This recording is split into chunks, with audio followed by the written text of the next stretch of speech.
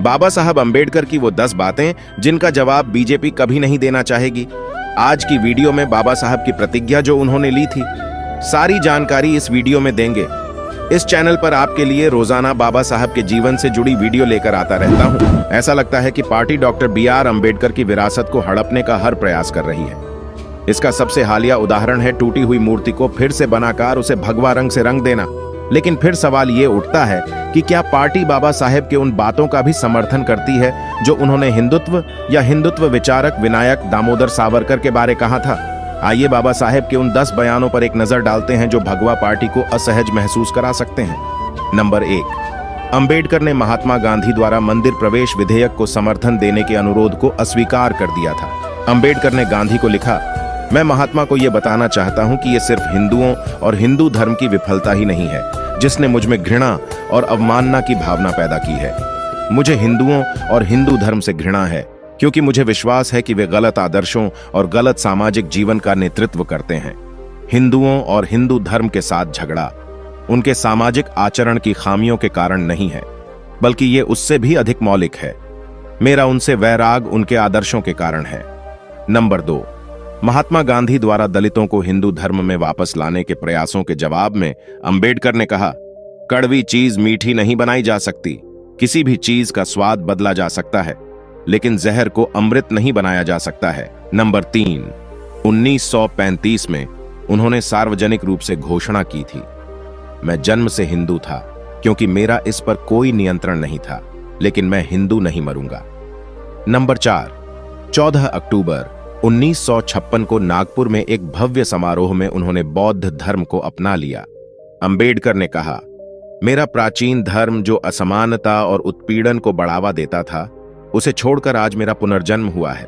उस दिन अंबेडकर और उनके साथ धर्म परिवर्तन करने वाले सभी लोगों ने 22 शपथ लिए।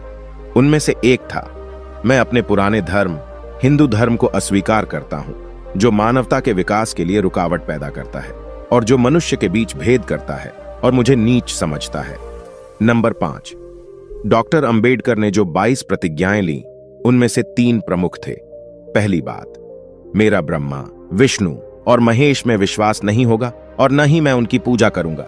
दूसरी बात, मेरा भगवान के अवतार के रूप में माने जाने वाले राम और कृष्ण पर विश्वास नहीं होगा और न ही मैं उनकी पूजा करूंगा। तीसरी बात, मेरा गौरी, गणपति और अन्य हिंदू देवी देवताओं पर कोई विश्वास नहीं होगा और न ही मैं उनकी पूजा करूंगा। नंबर 6, ऊंची जाति के हिंदुओं की तुलना मुस्लिम सांप्रदायिकों से करते हुए उन्होंने कहा, वर्ग वर्चस्व के इस स्वार्थी विचार के साथ वे निचली जाति के लोगों से धन, शिक्षा और शक्ति सब कुछ छीनने के लिए हर कदम उठाते हैं। शिक्षा, धन और शक्ति को अपने पास रखने और दूसरों के साथ नहीं बांटने के इस दृष्टिकोण के साथ उच्च जाति के हिंदुओं ने निचले वर्गों के हिंदुओं के साथ अपने संबंध में विकसित किए हैं और ये उन्हें मुसलमानों तक बढ़ाएंगे। वे मुसलमानों को भी सत्ता और पद से हटाना चाहते हैं, जैसा उन्होंने निम्न वर्ग के हिंदुओं के साथ किया है। उच्च जाति के हिंदुओं का यह गुण उनकी राजनीति को समझने की चाबी है। नंबर 7, अंबेडकर ने हिंदुत्व के झंडाबरदारों और मुस्लिम लीग के बीच अंतर नहीं किया। उन्होंने दोनों भारत को खत्म करने वाले एक ही सिक्के का 2 पहलू माना। उन्होंने लिखा है, यह अजीब लग सकता है कि जहां सावरकर और जिन्ना, जिन्हें एक देश और 2 देश के मुद्दे पर एक दूसरे का विरोधी होना चाहिए था, इसके बजाय दोनों में पूरी सहमति है। दोनों ही सहमत हैं, न केवल सहमत हैं बल्कि जोर दे रहे हैं कि भारत में 2 राष्ट्र हैं, एक मुस्लिम राष्ट्र और एक हिंदू राष्ट्र। नंबर 8, भगवा ब्रिगेड में अपनी पैठ जमाने वाले सावरकर की आलोचना करने में अंबेडकर ने कोई कोताही नहीं की।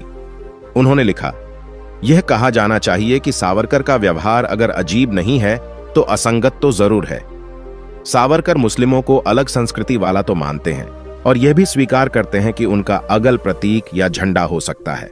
उन्हें सांस्कृतिक स्वायत्तता का अधिकार है, लेकिन फिर सावरकर मुसलमानों के लिए एक अलग देश की मांग का विरोध करते हैं। यदि वे हिंदुओं के लिए हिंदू राष्ट्र की पैरवी करते हैं तो वे मुसलमानों के मामले में ऐसी ही मांग का विरोध कैसे कर सकते हैं। Number 9, doctor Baba Saheb Ambedkar writings and AMP speeches के 7वें खंड में उन्होंने कुछ सवाल उठाए हैं।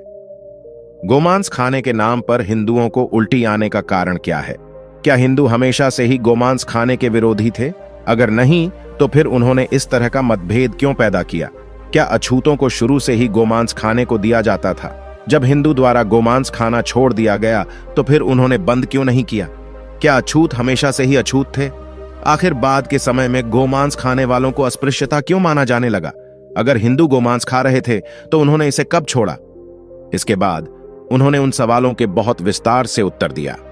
नंबर 10, दक्षिणपंथी विचारधारा के लोगों पर करारा हमला करते हुए अंबेडकर ने अपनी किताब पाकिस्तान और द पार्टीशन ऑफ इंडिया में लिखा, यदि हिंदू राज सच में बन जाता है तो इसमें कोई संदेह नहीं है कि यह इस देश के लिए सबसे बड़ी आपदा होगी।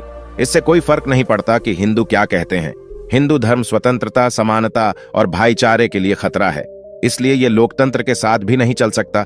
किसी भी कीमत पर हिंदू राज को रोका जाना चाहिए।